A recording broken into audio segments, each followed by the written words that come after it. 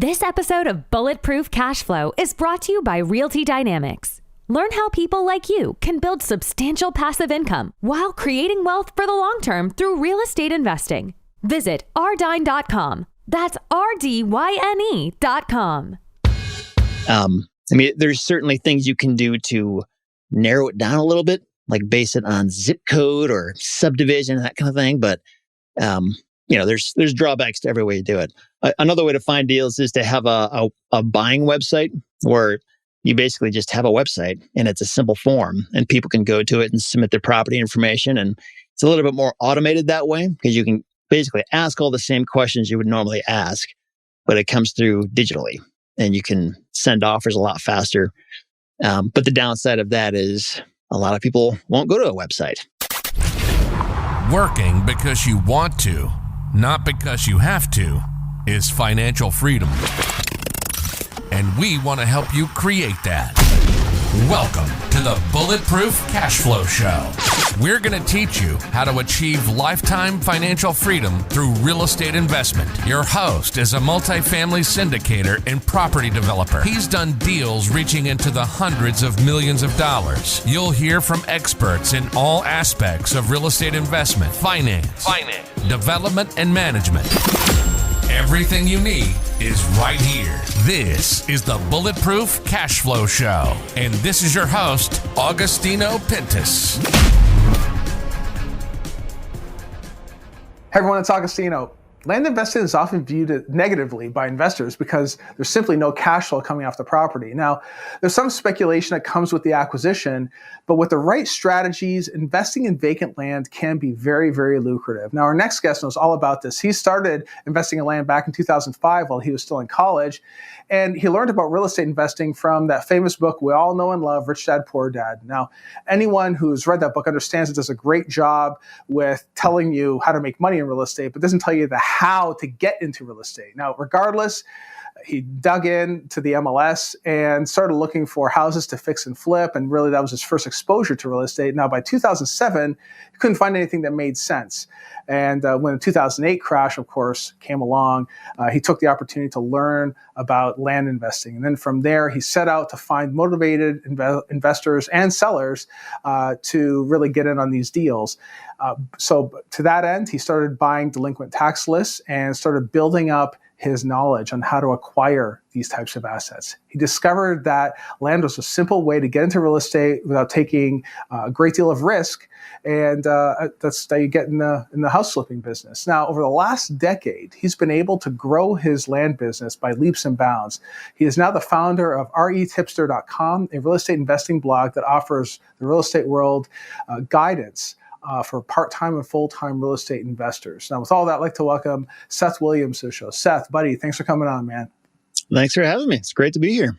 Yes. I'm glad to have you on. Very honored to have you on. Now, guys, if you like what Seth has to say, you can reach him via the contact page at retipster.com. Check out his stuff. He's got really good material there, okay? So, Seth, go ahead and tell the listeners a little bit more about your journey. Yeah, absolutely. Man, you did a really good job of kind of summing it up. I feel like there's nothing else for me to talk about, really. But, all right, well, the show's over then. Yeah, okay. See you guys. Thanks for having me. So, yeah, I guess kind of recap, maybe just kind of expand on what you had said. So, yeah, for me, it was around the time I was finishing up college when I was trying to figure out what to do with my life, and nothing really sounded that good in terms of working a 9-to-5 career. I wasn't on fire about anything. So I eventually landed on the banking world and made my way into that and worked for a small business financing company. We did SBA 504 loans. So I did that for a number of years. But in that process, I kind of knew real estate, like there's got to be something there. I know there's a future in that for me, but I couldn't figure out exactly what. And when I really started digging into it, it was like 2007-ish when I was trying to find deals on houses to get into house flipping or buy rental properties or whatever people are supposed to do when they get started. And at the time, it was a pretty competitive market. And I couldn't find anything that even closely resembled a deal that would make money.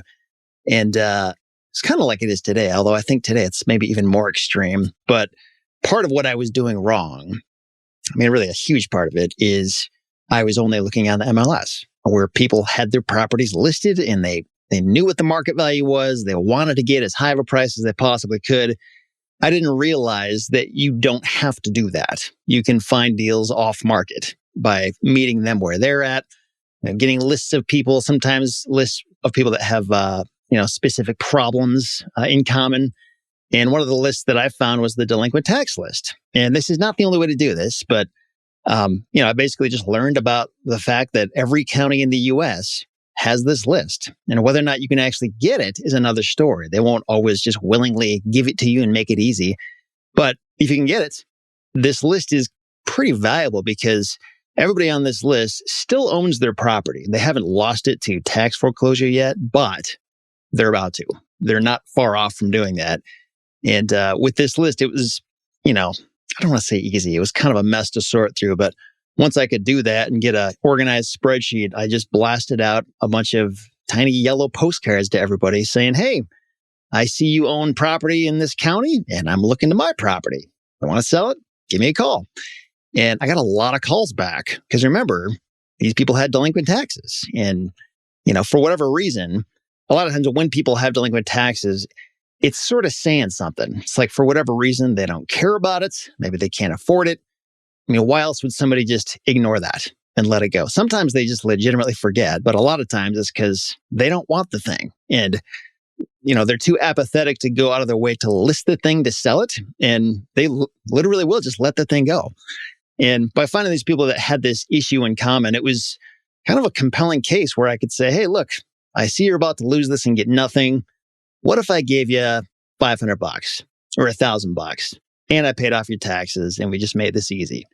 And a lot of people surprisingly said yes to this. And I was able to buy properties just insanely cheap that, it was such a huge light bulb moment in my life when I realized I don't have to rely on the MLS at all for anything. Like all the best deals aren't there in the first place. I can find them just by going to these people that have delinquent taxes. And it wasn't just the delinquent tax issue, though. I certainly found lots of deals on houses that way as well. Houses I could buy for $500. It was crazy. But more specifically, going after vacant land properties. And, a lot of people, myself included, when they hear about this idea of buying land, it's just like, what? Land? Like, why would I do that? What's the point? Like, there's no income. It's just dirt. There's no tenants. Why would I do that? And I thought that too. But the key is buying it for almost nothing. Because if you buy anything that has a certain value and you pay 10 or 20 or 30% of its market value, it's not going to be hard to make money from that thing. If it's a car, jewelry, gold, stocks or bonds, if you could buy any of that stuff for almost nothing, what if you just took it and listed it for half of what it's worth or 70% or 100%? You can make money pretty easily that way. And the beautiful thing about land was that because it was land, there was no house falling apart. There was nothing I had to fix, no tenants I had to kick out. I didn't even have to see the thing with my own eyes. I could just send somebody there to get pictures for me or look on Google Earth.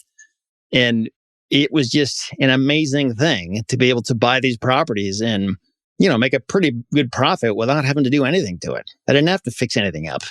And you can. And sometimes you can make even more money that way. Say if you buy a large lot and subdivide it or change the zoning or add some kind of land improvement to it, that's a viable thing too. But you don't have to, because the fact that, I'm able to buy these things for such a low price, the profit is just built into it on the day I close. And, I don't want to make it sound like everything is simple and easy with land, because it's not. One of the downsides to land is that unlike houses usually will sell very quickly if you have a great deal and you list it. Whereas land, sometimes it will, but sometimes it won't. Sometimes you might have to wait weeks or months for the thing to sell. And there are things you can do to speed that up, like offering seller financing, just putting together a great listing with great pictures, posting it in a lot of places. But sometimes, you can do everything right, and it's still going to take you 6 months to sell the thing. And that's kind of frustrating. And it slows up the process, and your money is kind of stuck in this inventory.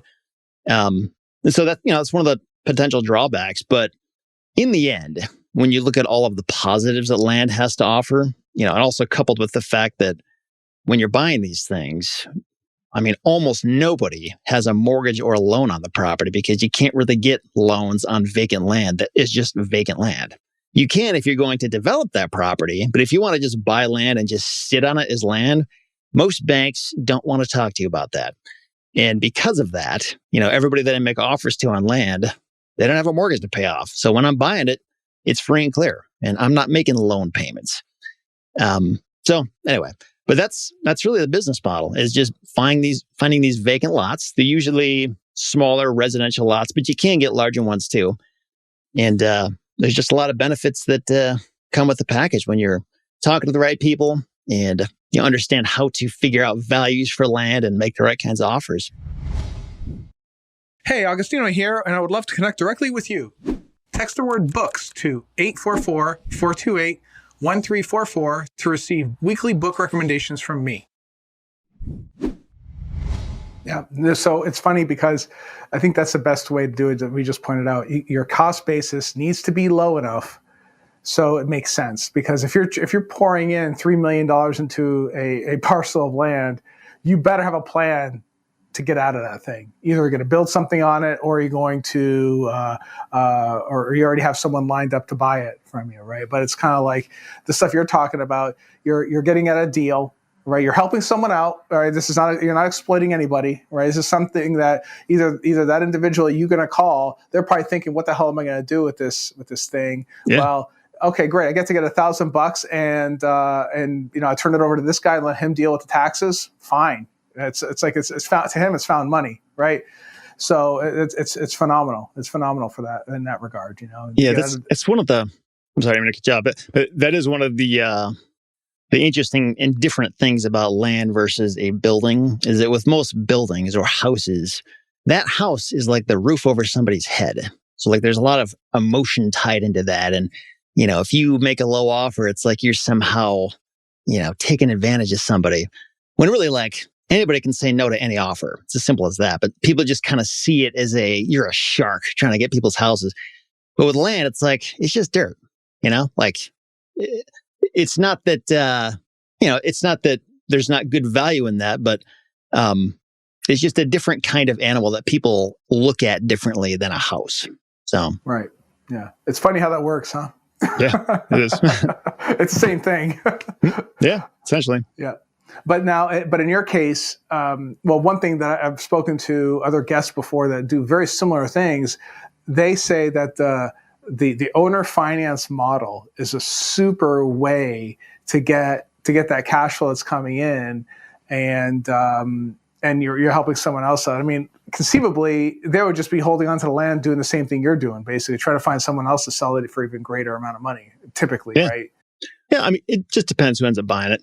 Yeah, I mean, seller financing, for a lot of reasons, it does fit this kind of business like a glove because of the fact that banks don't want to get involved with vacant residential lots that don't produce income for people, because there's that obstacle to a person buying it. It's like they either have to have all the cash or they can't buy the thing unless you're willing to finance it for them.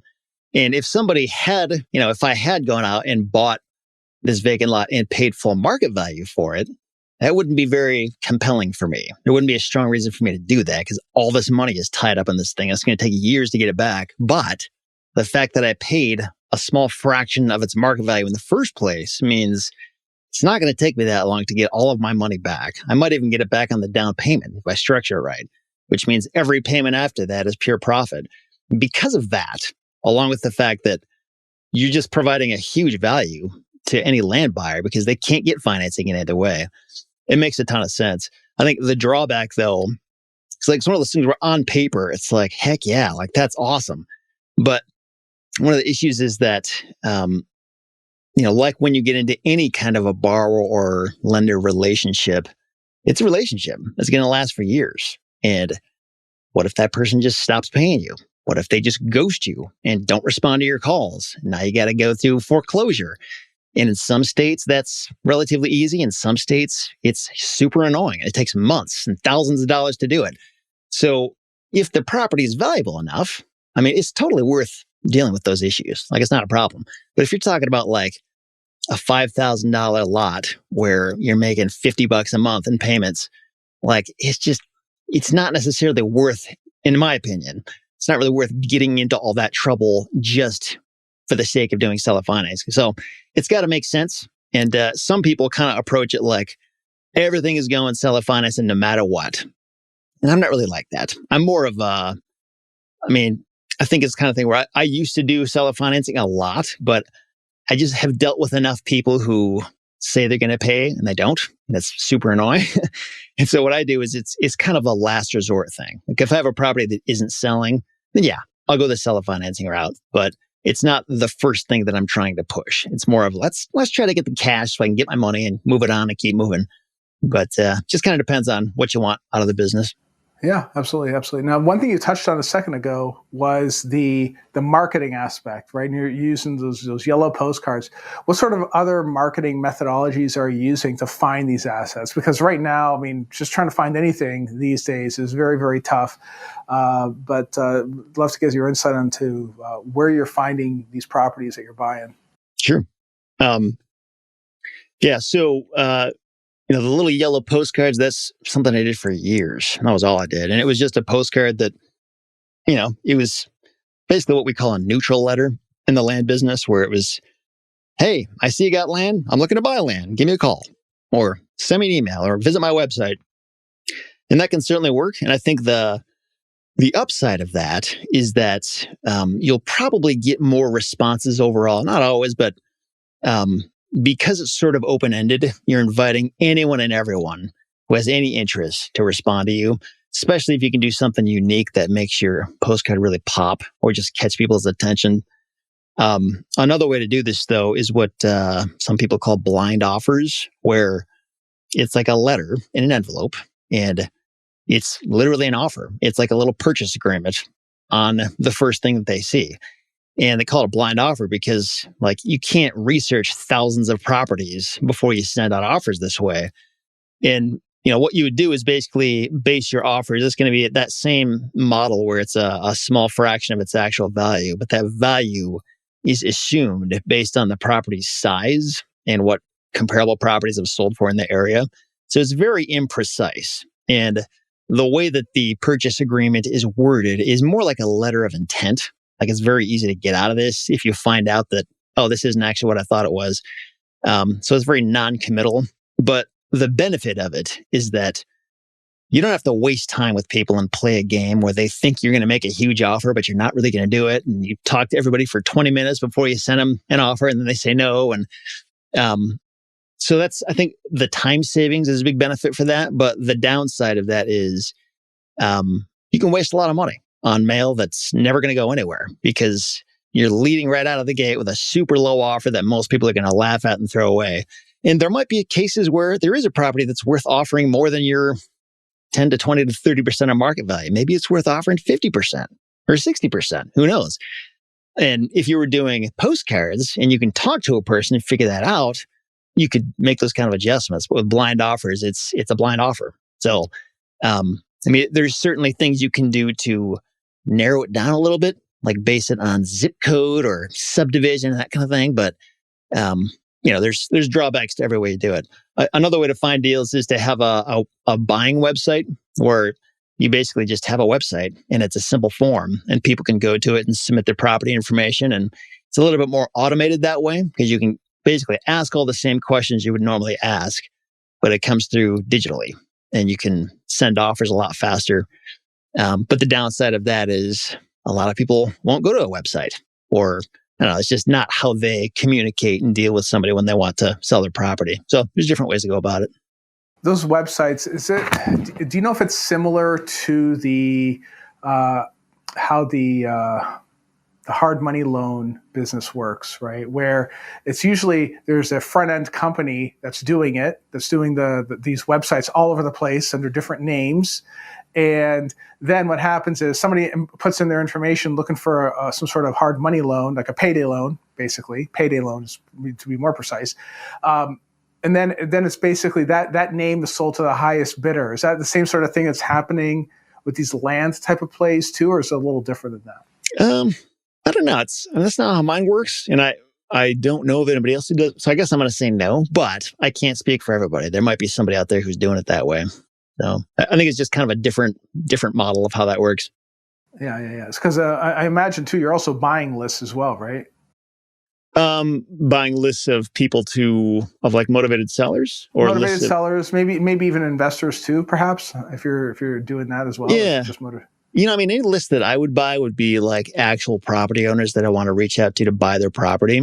I don't really buy any other kind of lists beyond that. But again, maybe there's somebody else out there who's doing something different. Yeah. Just curious because I know that oftentimes many people buy the lists and they have some success doing it, so why not, right? Yeah. I'll have to look into it. Yeah. There we go. So I imagine then when you're doing all this, you're going to run into a lot of angry people, right? They get really frustrated. They're angry. They're angry with at the tax man. No one likes dealing with those guys, right? And then what happens? You're an actual human on the other end of the phone, and they take it out on you, right? So how do you deal with those situations? Yeah, well, it's kind of a mind game more than anything. I guess one way is like whenever I'm sending out mail and people respond to that, there's a couple different ways they can do that. One is they can go to my buying website and submit their information there.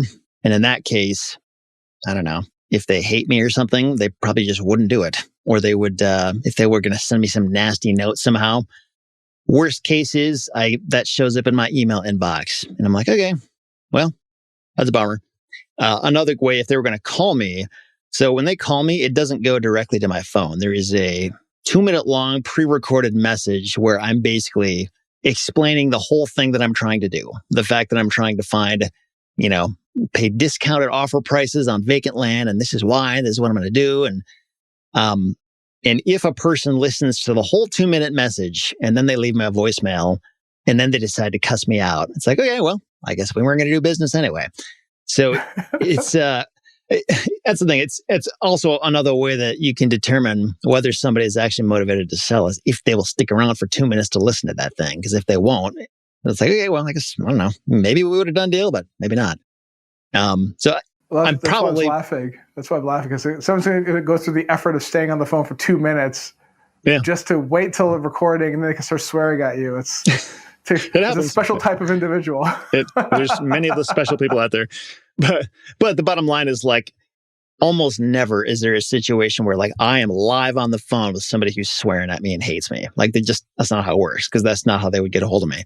If somebody makes it very clear that they're not going to do a deal, I'm not going to call them back. So it's you can sort of structure it in a way that it doesn't need to like monopolize your life. Like you sort of control the flow of responses and if and when you want to respond to them.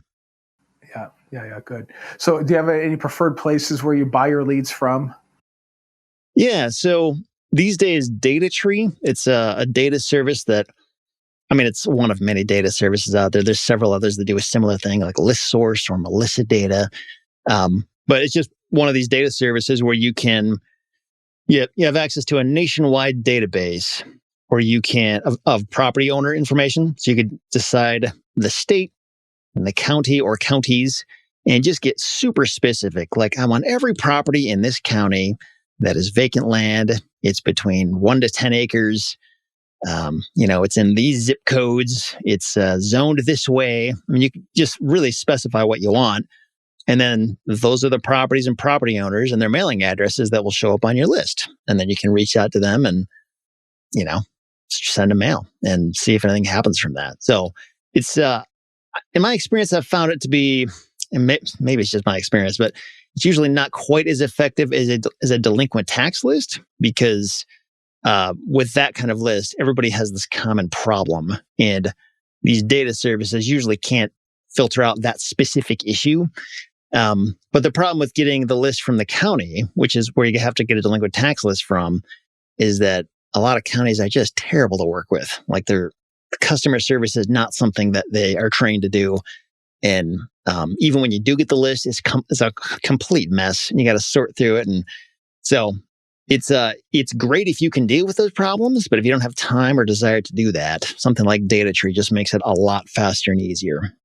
Right. So, okay, great. So someone might be listening right now, and then they go and maybe they can get their hands on a list. They could set up a recording for a couple of minutes that explains what they're doing. How does someone actually go ahead and get started doing this then? Because it sounds like a great thing to be doing, is the land arbitrage play. But what all else does someone should consider to do this type of business?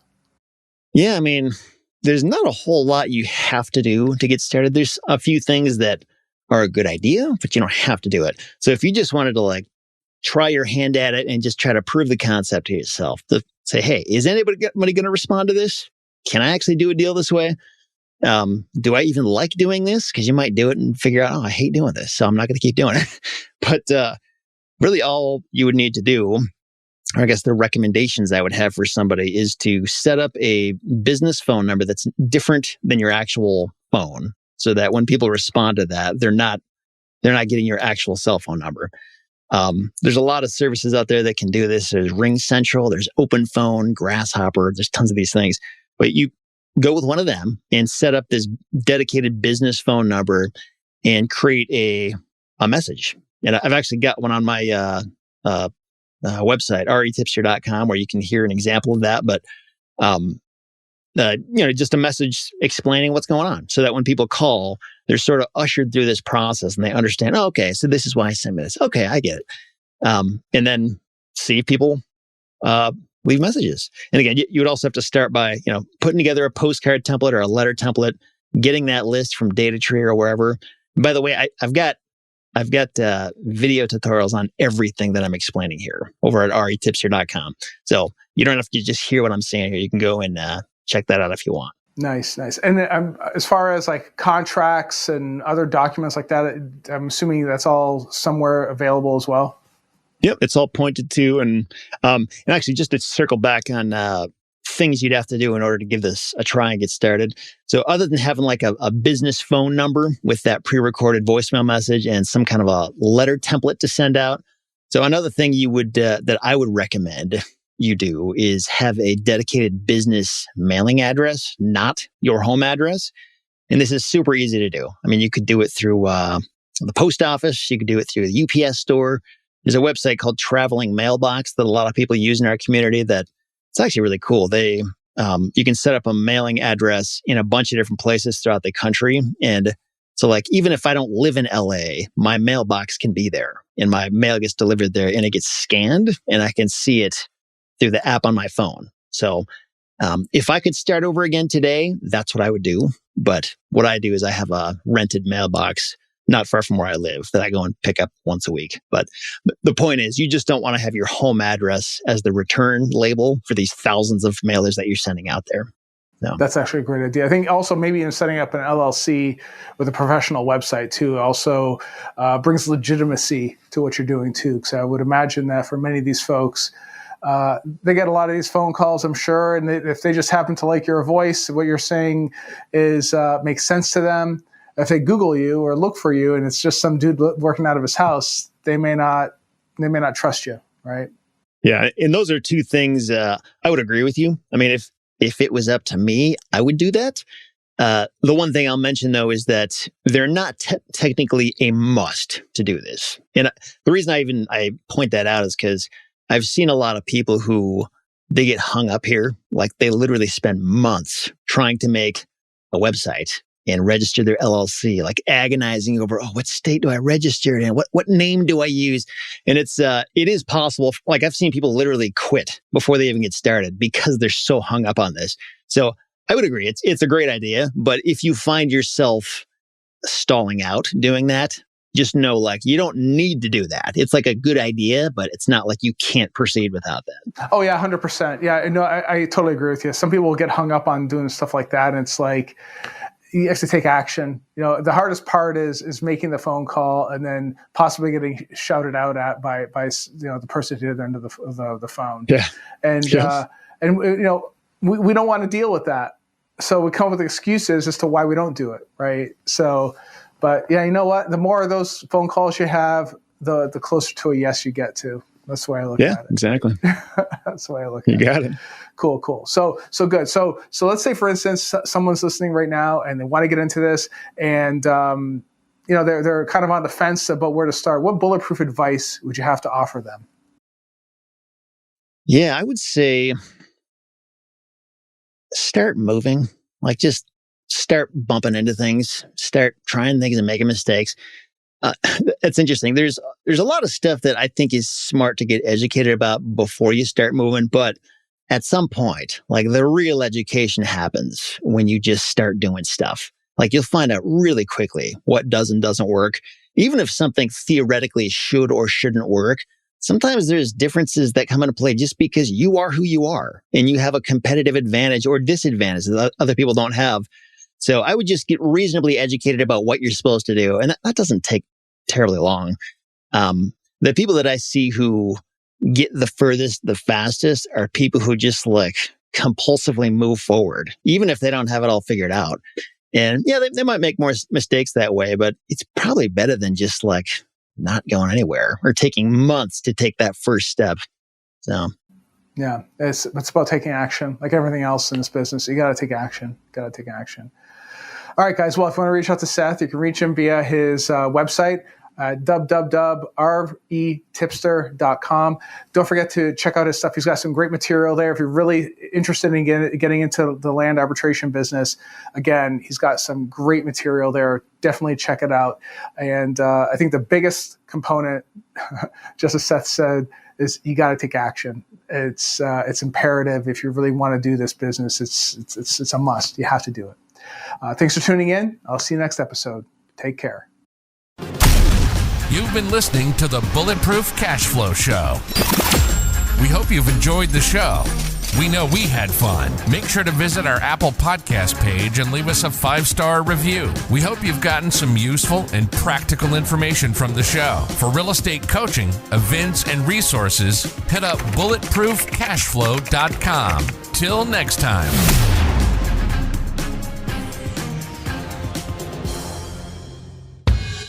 No information in this episode should be considered specific, personal, or professional advice. Any investment opportunities mentioned on this show are limited to accredited or sophisticated investors. Any investments will only be made with proper disclosure and subscription documentation and subject to all applicable laws. Please consult an appropriate tax, legal, real estate, financial, or business professional for individualized advice.